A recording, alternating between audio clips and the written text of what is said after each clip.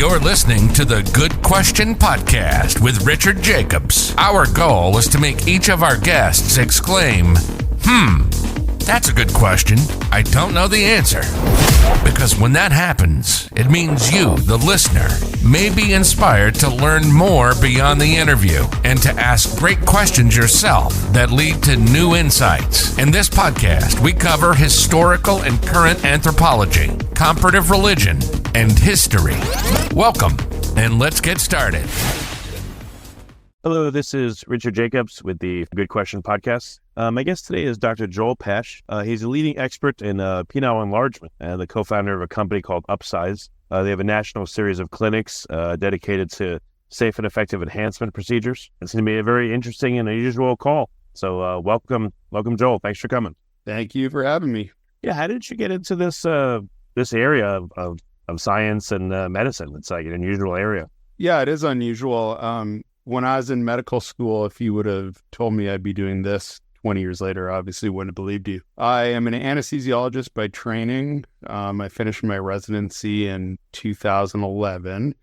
I did a fellowship at Stanford University, and part of that fellowship was practice management, where they, at the time, recruited ex-business people to do that fellowship. And so I'd had an experience in business being a management consultant before my medical career. Anyways, I am an anesthesiologist by training. I've been doing that for years.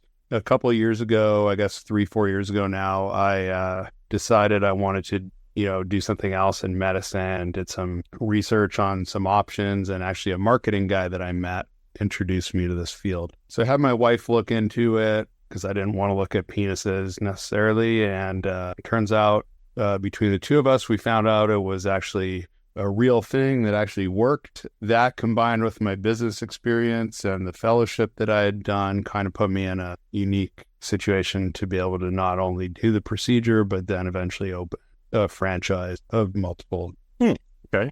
I would think it may be incredibly easy to market it, but then again, I would guess online and a lot of venues, it'd be incredibly difficult to market it because a lot of, I guess there's, my guess, just being a regular person is like there'd be a huge stigma against this stuff, against advertising it. So, like, what do you experience? Is it both easy and difficult to market your products? Yeah, so that's a good question. I actually, in addition to owning the company, am our main marketer. I do all our Google ads, and to the extent there's any social media, I do that. But we have a fairly extensive Google ads account, and so I'm quite familiar with that. We think that it sells itself, right? Because everyone could send them in order. But as you probably know, there's all kinds of restrictions of actually what you can advertise, both from a regulatory perspective and from what Google Ads or Facebook or whatever allow you to advertise. In fact, probably some of this discussion Google might not be happy with just because of content.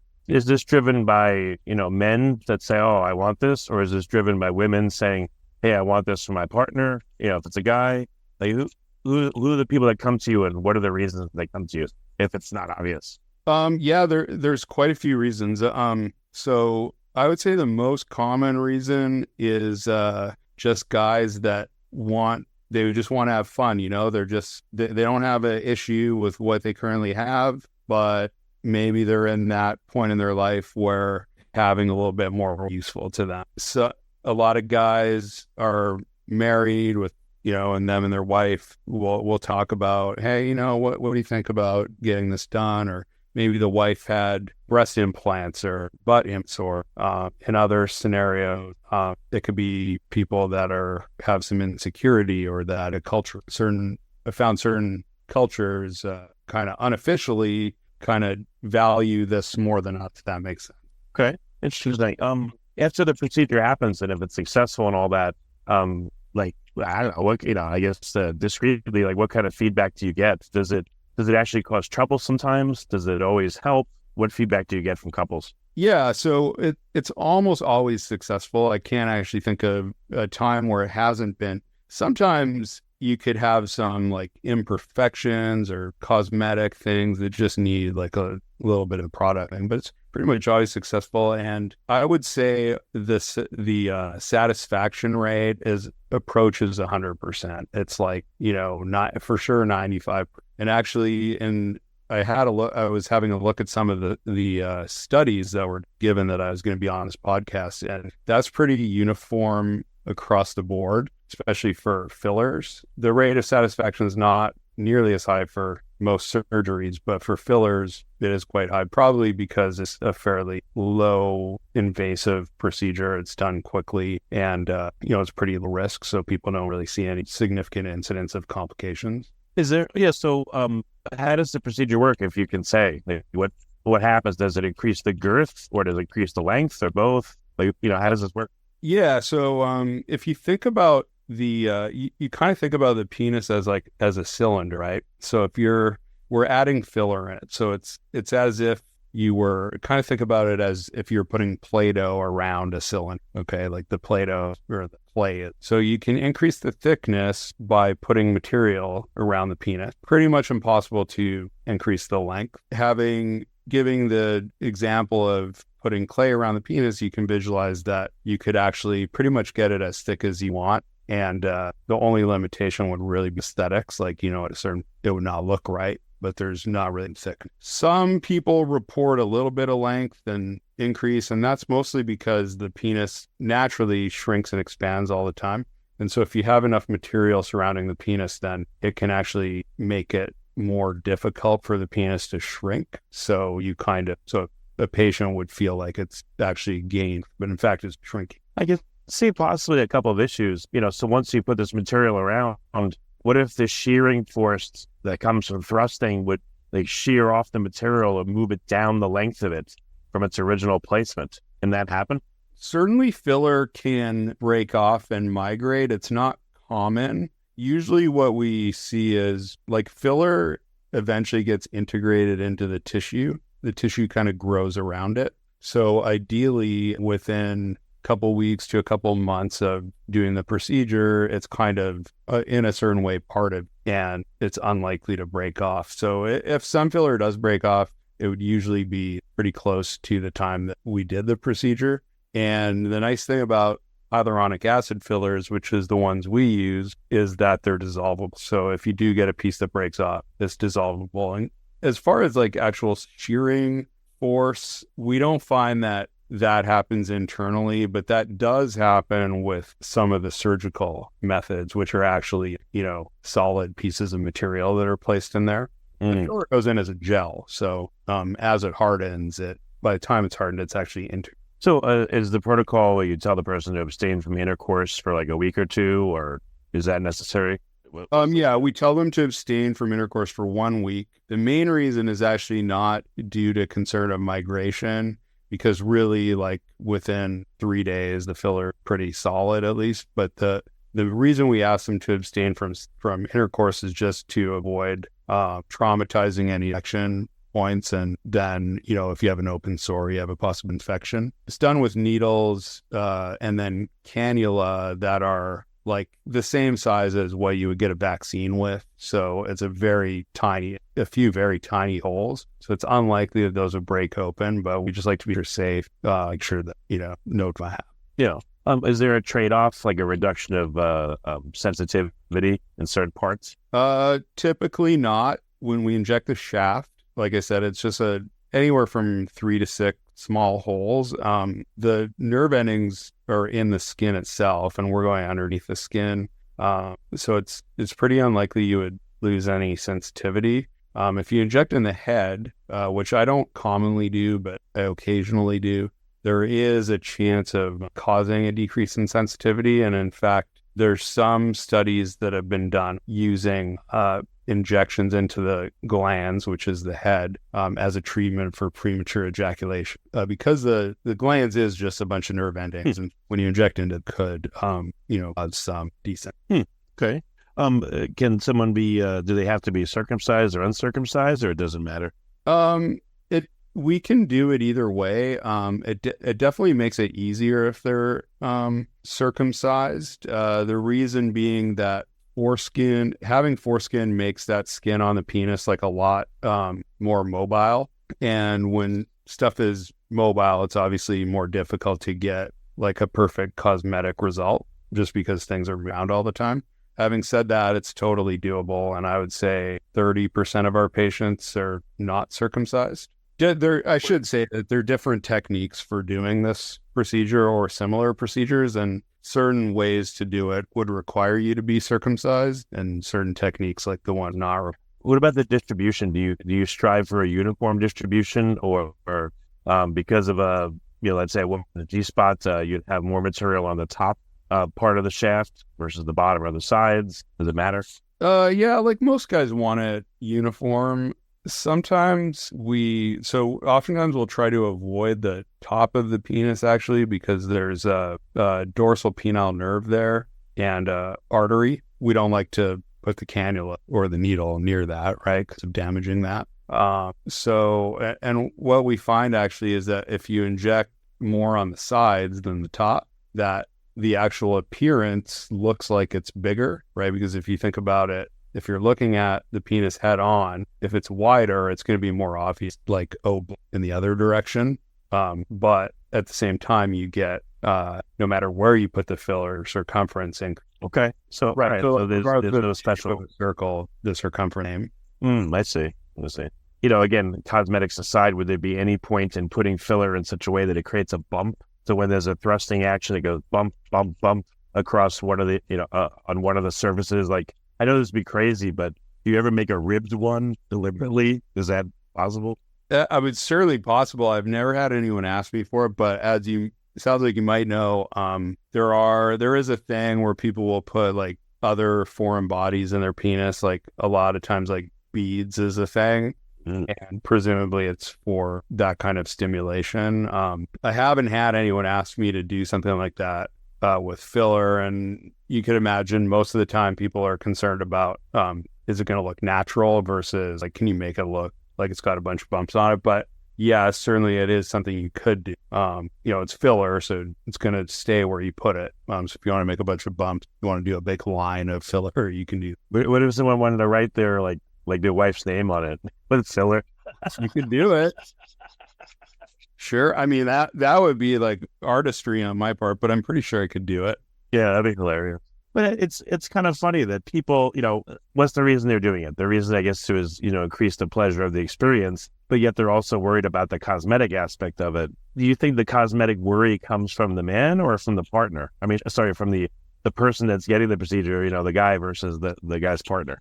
Well, like I said at the beginning, it's not always to do with the partner having more pleasure. Like some percentage of guys have some sort of dysmorphia thing where they are not, essentially that's a fancy way of saying they're not happy with the size of their penis despite their penis being normal, right? Like most guys' penises are normal by definition, but some right, like everyone's near average. But actually, yeah, what's the variation that you've seen or in literature? Like what's in terms of length or girth variation? Like what does the science say, or what are your? I'm sure you've had many observations. What does that tell you? What does it show you?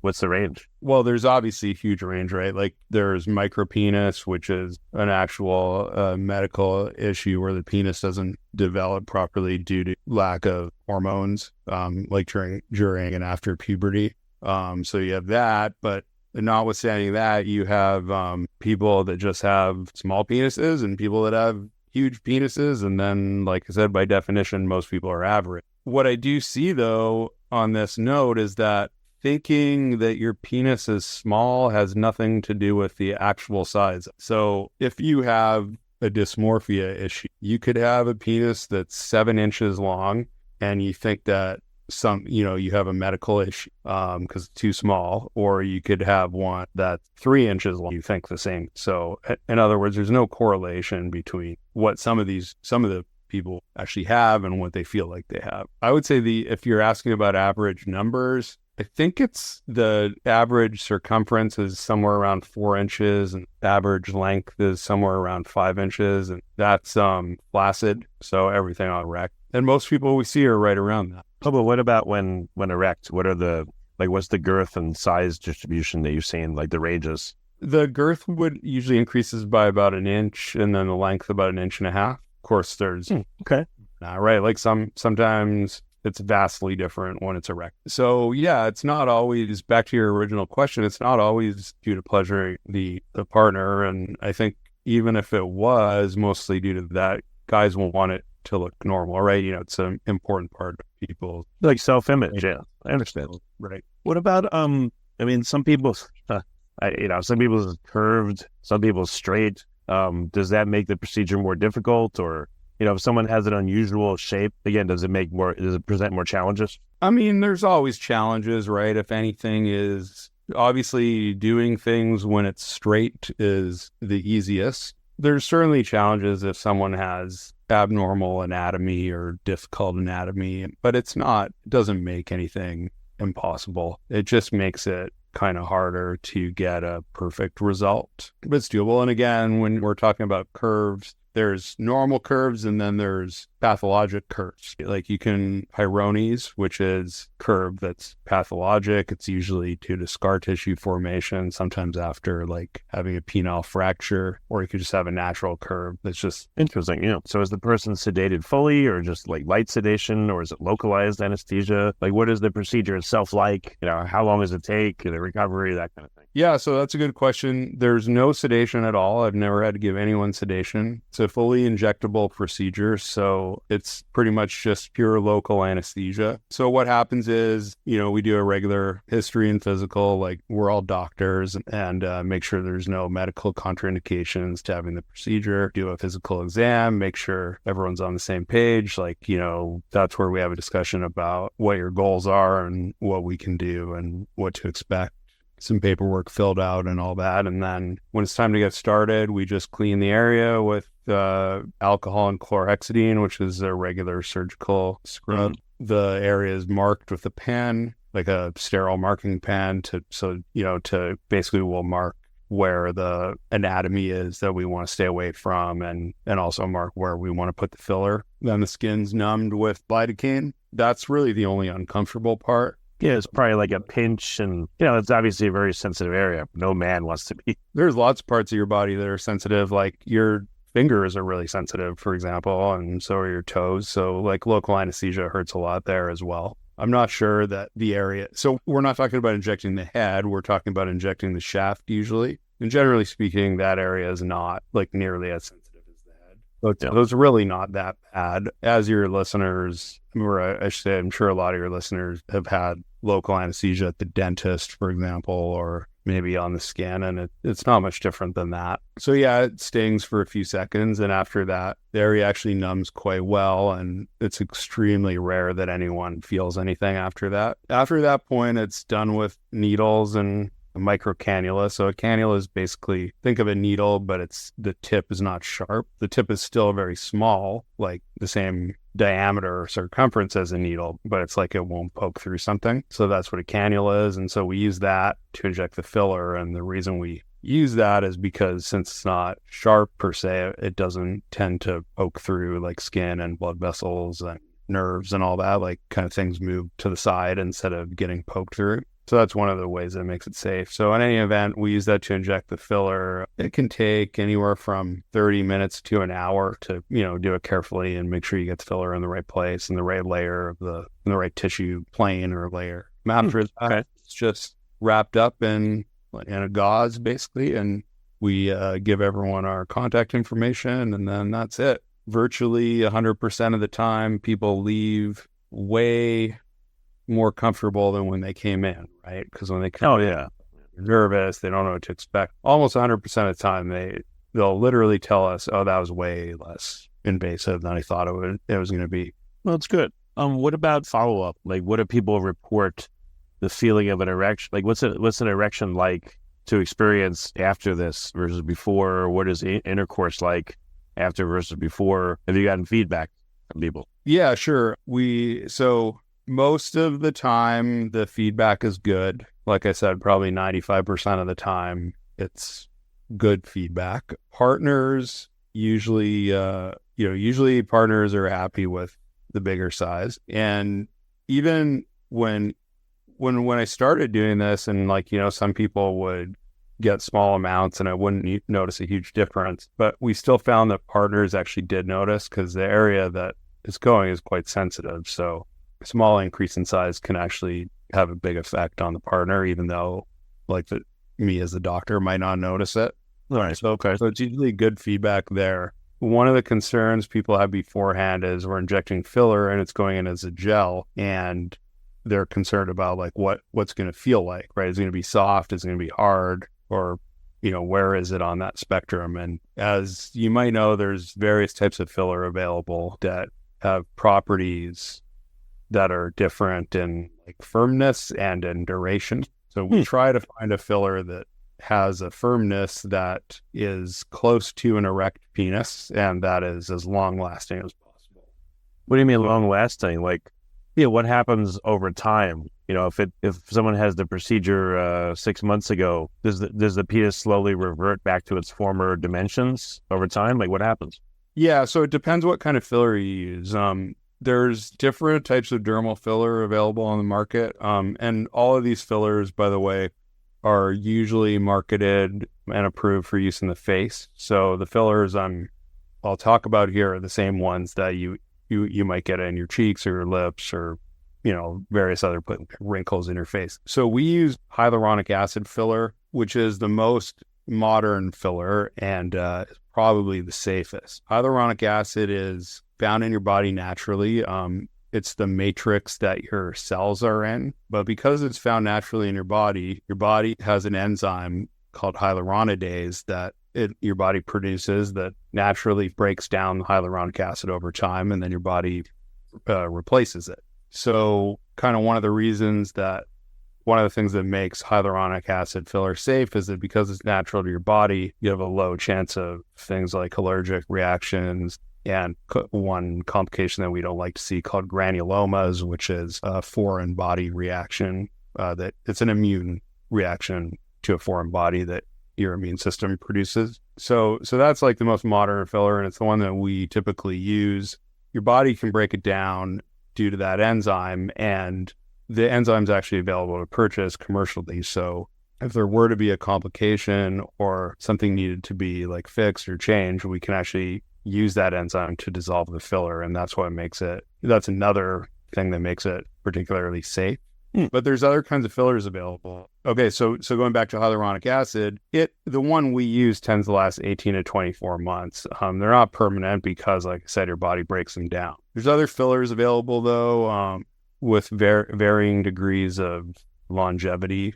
Another popular one is called Radius, which is calcium hydroxyapatite-based filler. It lasts a little bit longer. It's made of calcium, so your calcium's eventually dissolved when it's in fluid or blood or whatever, but your body doesn't really have like a mechanism specifically for breaking it down. So that one tends to last a little bit longer. The downside being that it can't be dissolved intentionally. There's filler called PMMA, which is polymethyl macrylate, which lasts like several years longer, but that has basically no ability to be removed unless it's surgical. And then there's a filler called Belafil, which also lasts about 5 years, but again, typically needs surgery to remove it if there were a complication. And there's like older fillers like made of collagen, and those are like like bovine collagen and stuff like that,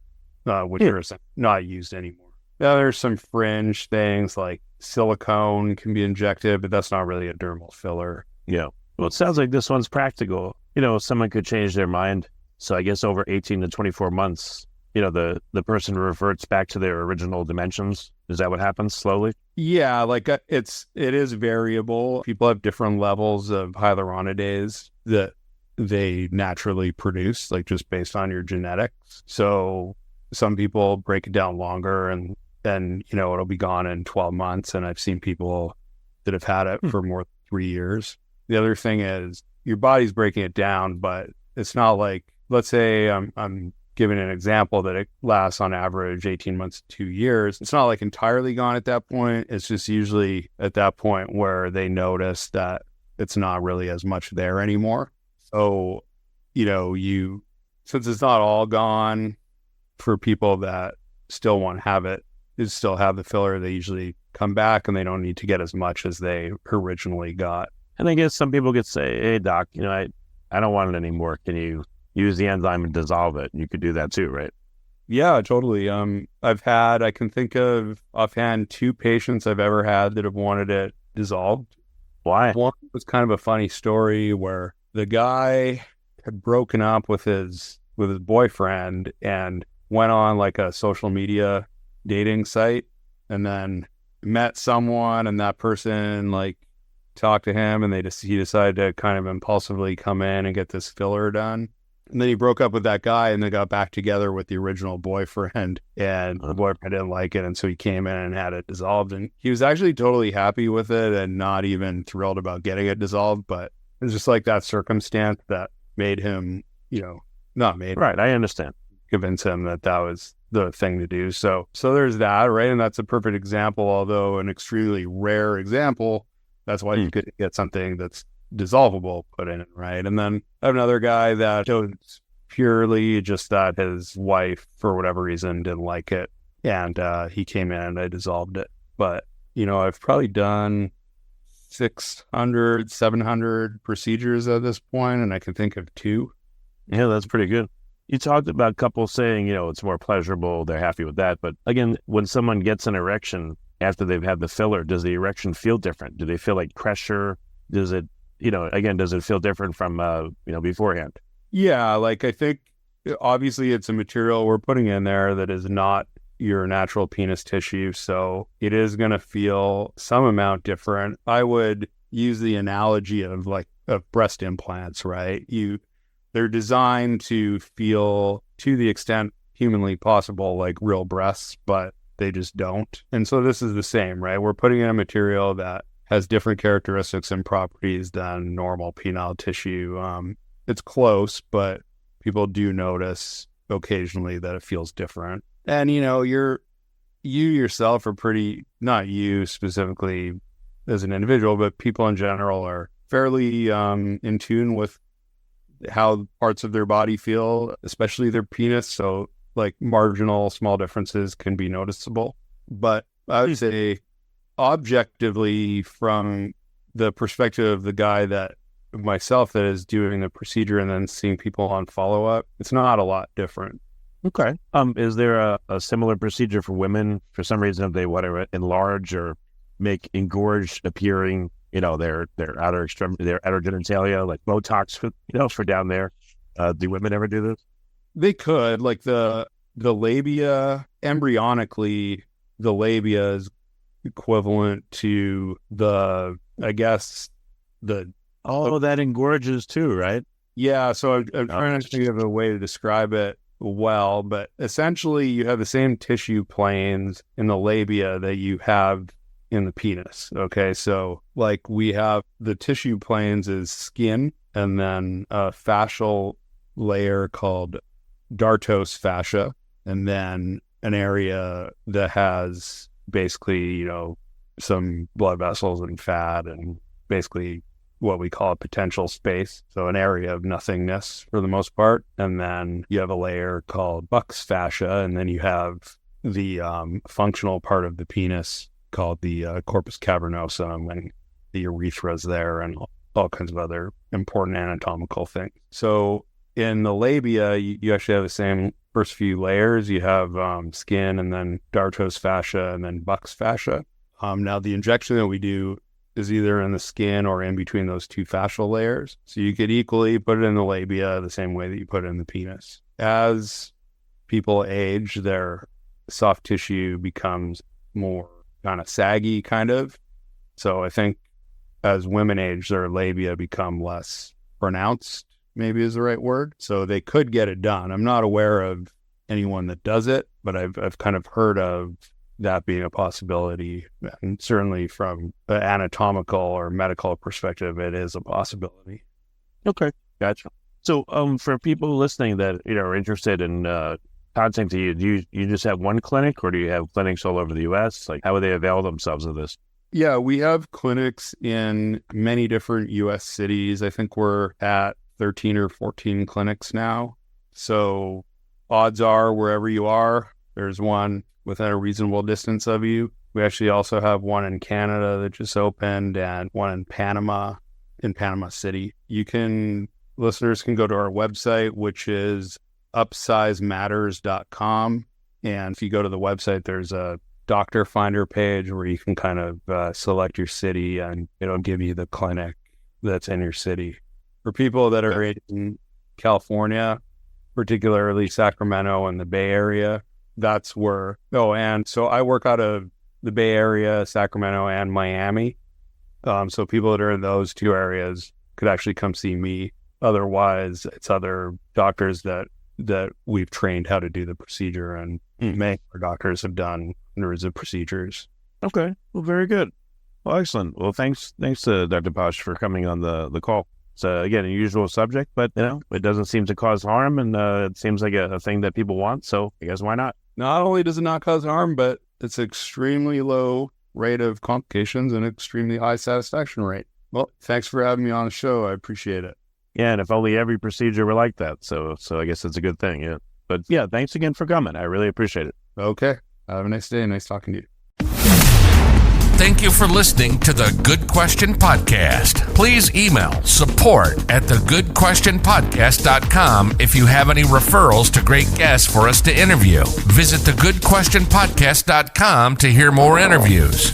And please help us spread the word by rating and reviewing us on Apple Podcasts, iTunes, Spotify, YouTube, or wherever you listen to this podcast.